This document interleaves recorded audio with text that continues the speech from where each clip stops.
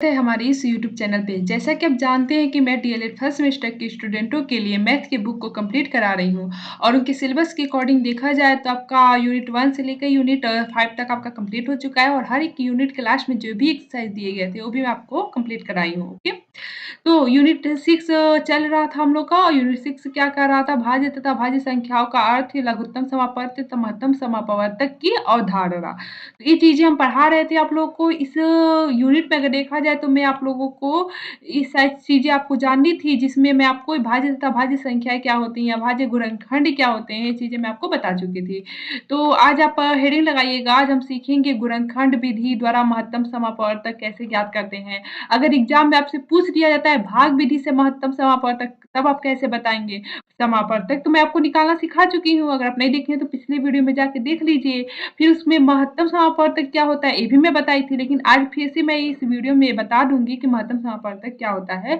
Main important आपका क्या है कि इसमें आपको मेन से सीखना क्या है, गुणनखंड विधि से अगर आपसे पूछ देता है, तो आप कैसे करेंगे और भाग विधि से पूछता है, तो आप कैसे करेंगे। ऐसे ही लघुत्तम समापवर्तक में लघु समापवर्त निकालना तो आप जानते ही थे, फिर भी मैं बता दूँगी इसमें। और मेन क्या है इसमें, अभाज्य गुणनखंडों द्वारा कैसे अगर लसन निकालना हो तो कैसे निकालेंगे, भाग विधि से लसन पूछे तो कैसे निकालेंगे, और अगर महत्तम समापवर्तक और लघुत्तम समापवर्त में संबंध पूछे तो हम कैसे निकालेंगे, सारी चीजें हम आपको बताएंगे। ओके, तो वीडियो के साथ बने रहिएगा और चैनल को सब्सक्राइब नहीं किया है तो प्लीज जाके पहले चैनल को सब्सक्राइब करिए, ताकि आगे की वीडियो की जो भी नोटिफिकेशन आपको सबसे पहले मिले। ओके, चलिए देखिए, हम आप हेडिंग लगाइएगा, नोट्स बना रहे हैं तो पहले हेडिंग लगाइएगा, यहाँ से हमको स्टार्ट करना था।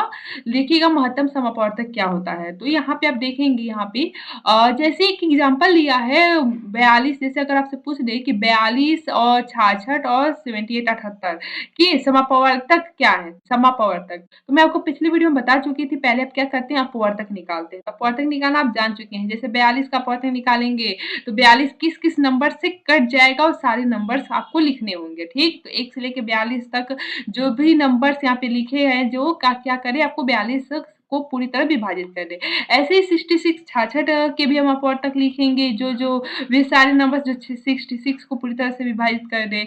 ऐसे ही आपका 78 है, उसके सारे अपवर्तक हैं, सारी चीजें हैं। ठीक, तो फिर आप देखिएगा, अब हम क्या करेंगे, इसमें अगर पूछा जाए आपको महत्तम समाप, अब नहीं, पहले समापवर्तक सीखिए, अपवर्तक हो गया। अगर आपसे पूछा जाए समापवर्तक क्या होता है, तो आप देखेंगे कि इन तीनों में 42 66 और 78 में कौन कौन से अपवर्तक सेम है, तो वही आपका क्या हो जाएगा, समापवर्तक। जैसे कि 42 66 और 78 में हम देखें तो एक क्या है, समान है ना, तो एक आपका समापवर्तक में आ जाएगा, दो आ जाएगा, देखिए मैं यहाँ पे लिख रही हूँ, एक आ जाएगा, दो आ जाएगा, और तीन भी आप देखेंगे तीनों में है तो तीन आ जाएगा समापवर्तक, छह तीनों में है तो छह हो जाएगा।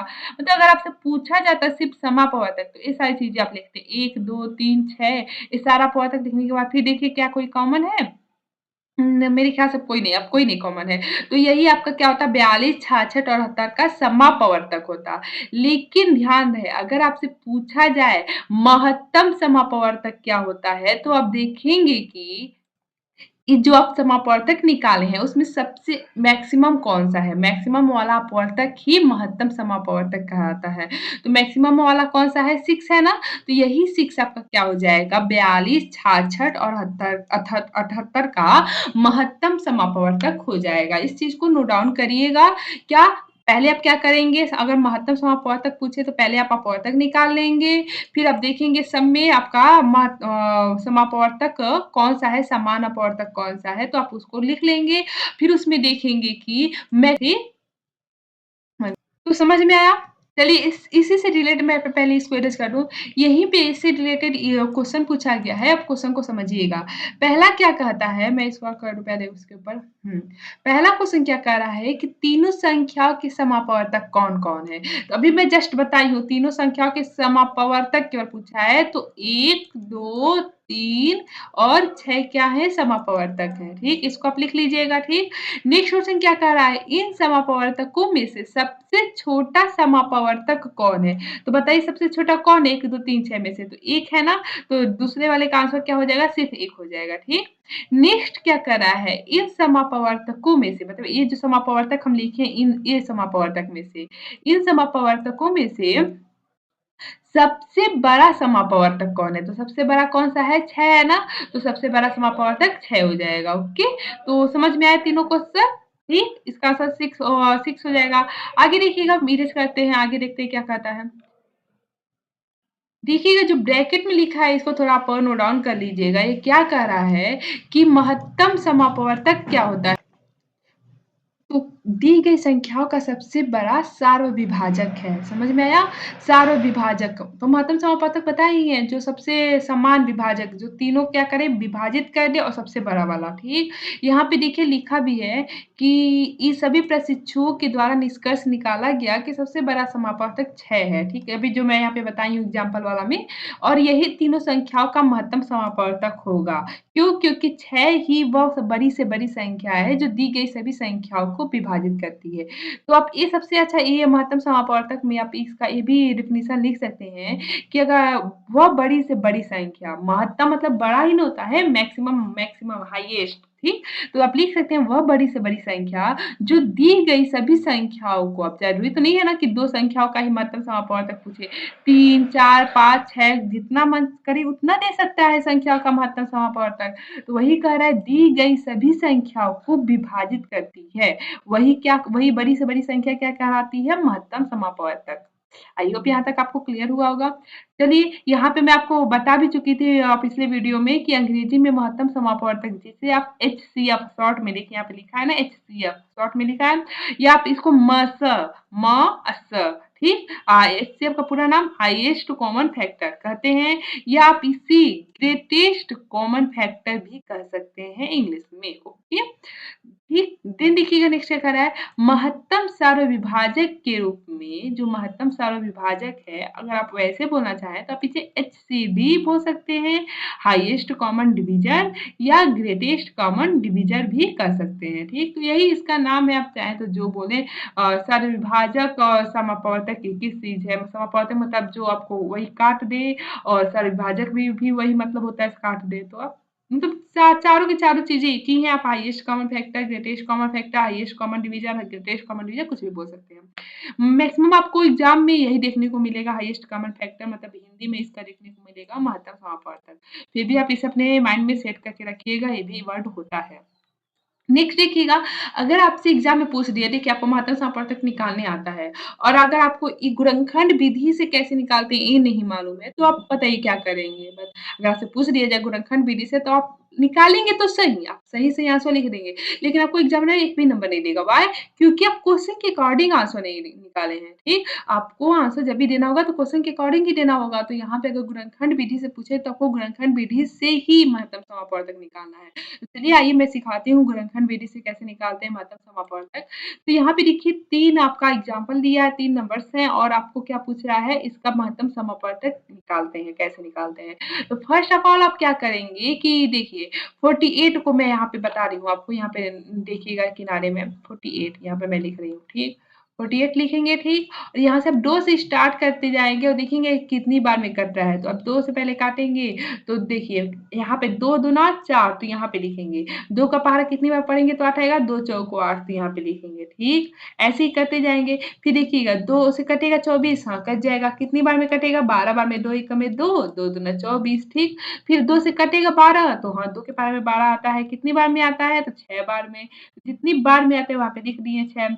फिर 6 2 से कटेगा, बिल्कुल कटेगा। कितनी बार में? 3 बार में, 2 तिहाई 6 नेक्स्ट ऐसे ही क्या 2 के पहाड़े में 3 आता है? नहीं आता है, तो अब हम आगे स्टेप चलेंगे। 2 से बड़ा क्या होता है? 3 तो 3 के पहाड़ा में 3 आता है, तो बिल्कुल तो यहाँ पे हम 3 लिखेंगे। 3 एकम में 3 अब जब तक यहाँ पे 1 नहीं हो जाता है, कोई भी नंबर्स आप ऐसे निकाल रहे हैं, जब तक 1 नहीं हो जाता है, तब तक आप करते जाएँगे। तो 1 हो गया ना, आप यहाँ पे रोक देंगे। अब यहाँ पे आप देखिए 2 कितनी बार आया है? 1, 2, 3, 4 तो 2 4 बार आया है ना, तो यहाँ पे हम 48 इक्वल टू करके यहाँ पे 2 और 2 के पावर 4 लिख सकते हैं।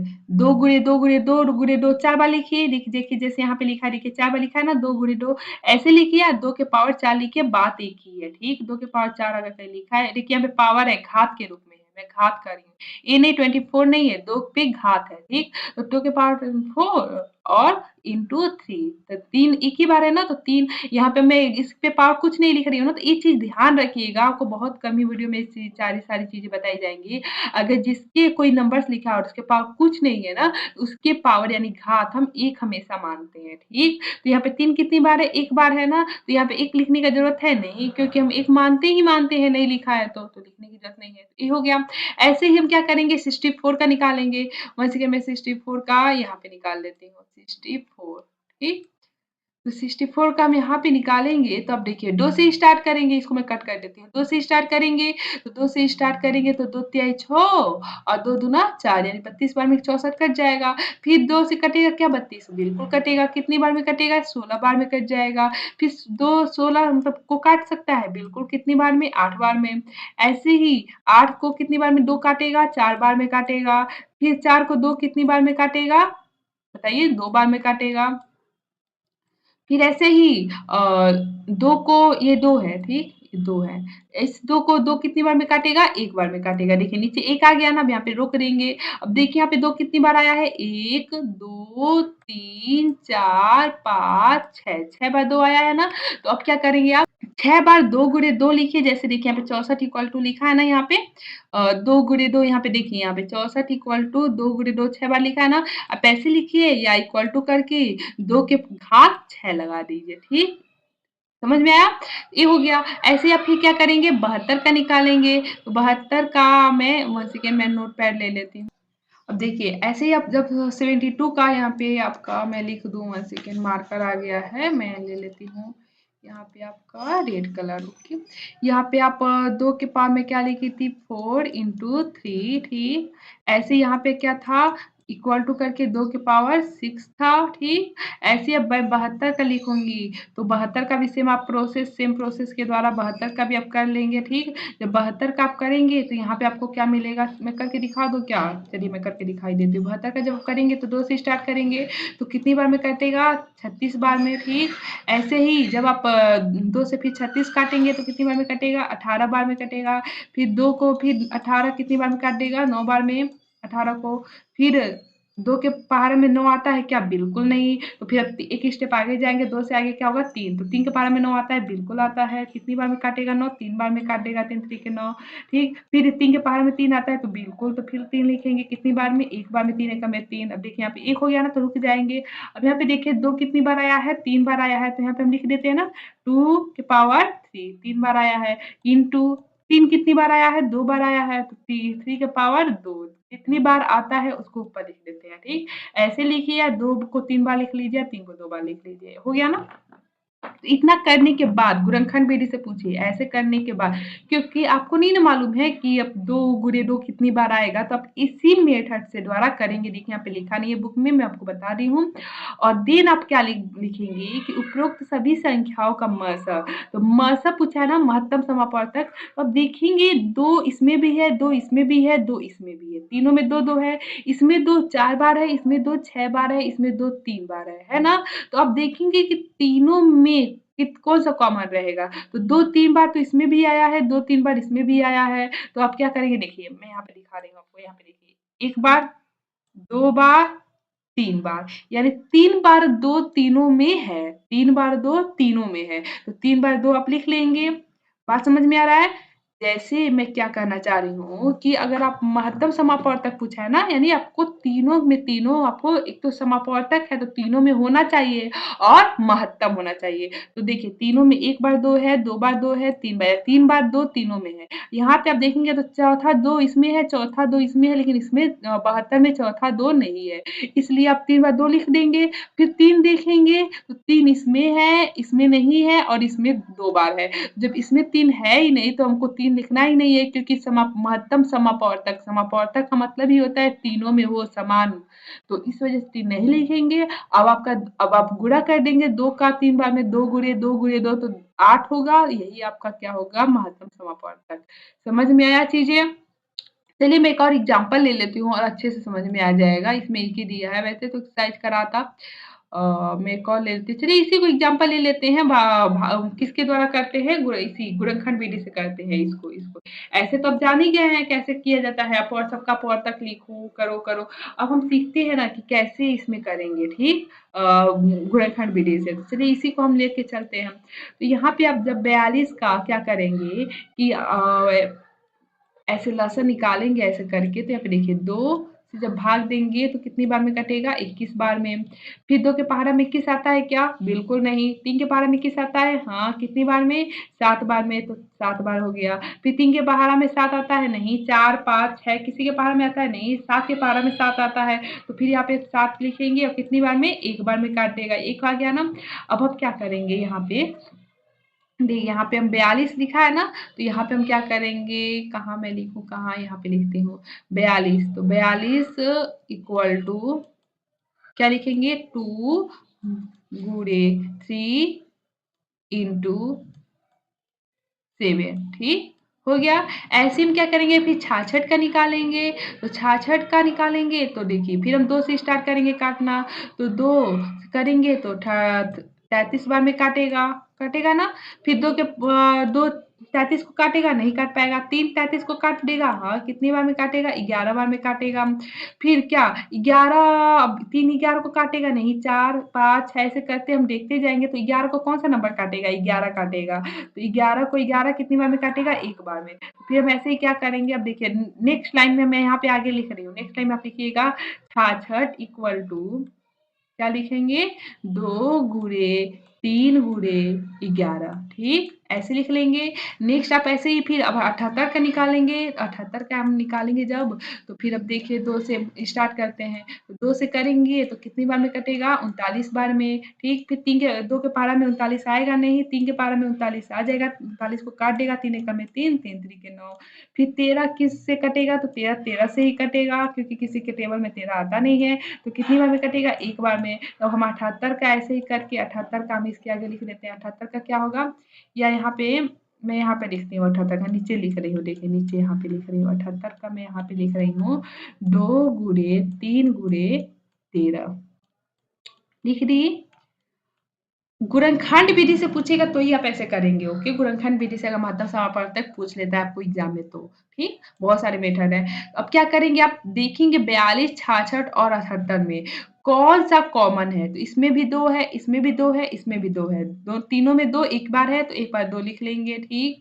अब लिखेंगे महत्तम समापवर्तक, ठीक? गुणे लगाएँगे। अब यहाँ पे देखेंगे यहाँ पे 3 है, यहाँ पे भी 3 है, यहाँ पे भी 3 है, तो 3 लिख लेंगे, तीनों में 3 है।